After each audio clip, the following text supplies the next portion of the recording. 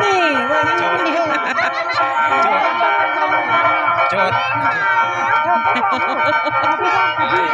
ไฟแบบใหญ่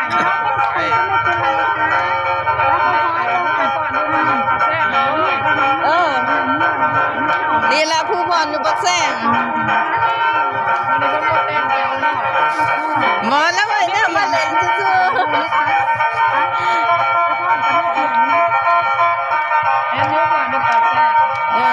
ตัวนี้ละ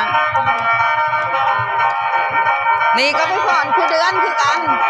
วันที่4วันอาทิตย์นี่เป็นไปเองมีนั่งคนเดียวนี่บ้างไปไหนทำไมไม่ถึงเป็นสาว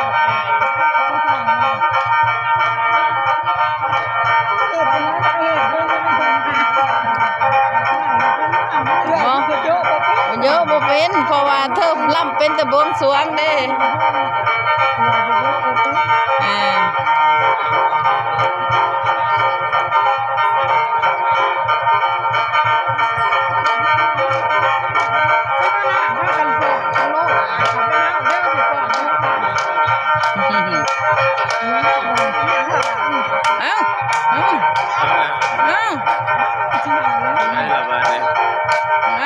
เบิ่งไผสิเขา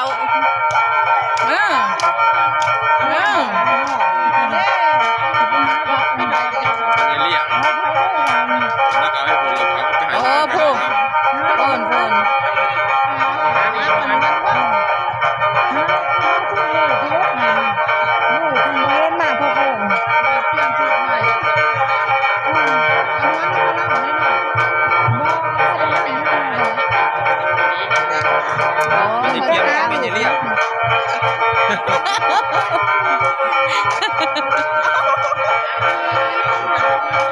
มีเคียมก็มีเลี่ยมเขาว่า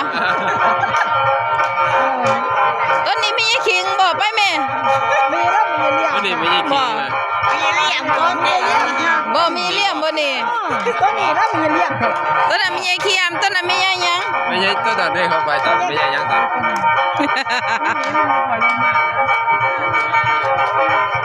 มีเลี้ยงแดง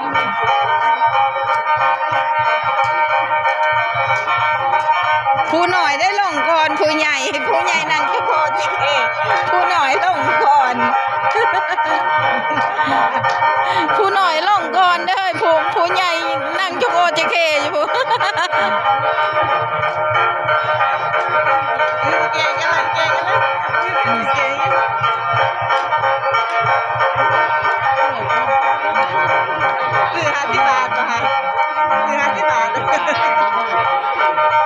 มันไปซื้อเราป่ะฮะ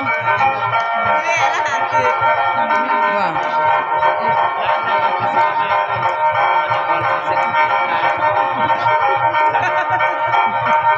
บ่ได้ขอจำวันนี้ยังไงนะขออะไร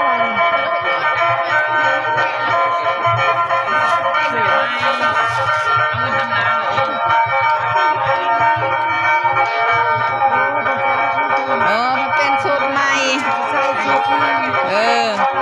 สูตรนี้บ่มาก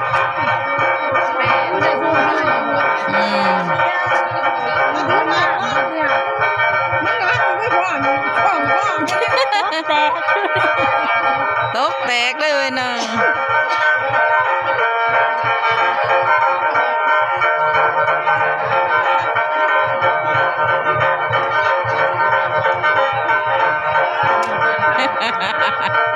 เห็นหน่อยสองโต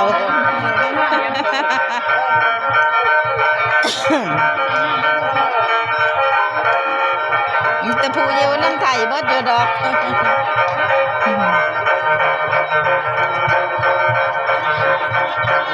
ที่ไหนเนี่ยกระหานนี่แหละเนาะหน่อย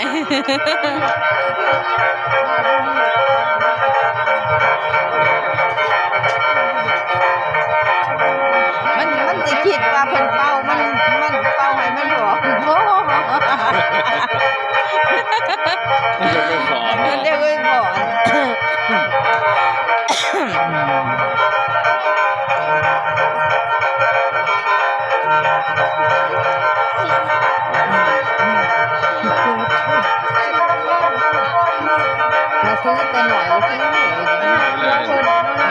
นี่เนาะ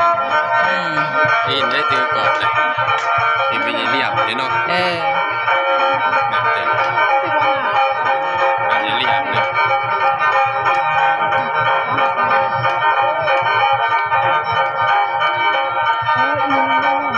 อีเมดก็ลง อืม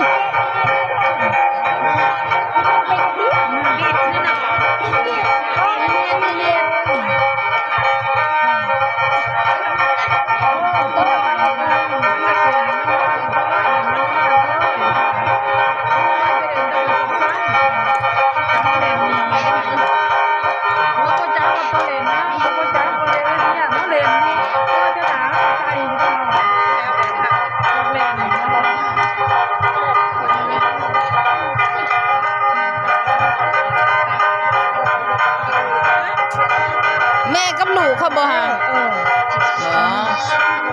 เออมันก็เขาอี มั นี่ นเป็นนางมือเสือมันกับเป็นเนาะ เด้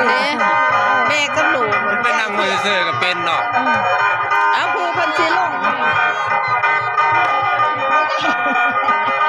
ครูเพันสิลง เป็นนางบางแม่มันลงเสือแล้วไปหา นั่นเห็นบ่ครูเพันสิถือ มันก็เป็น นั่นครูเพันสิถือ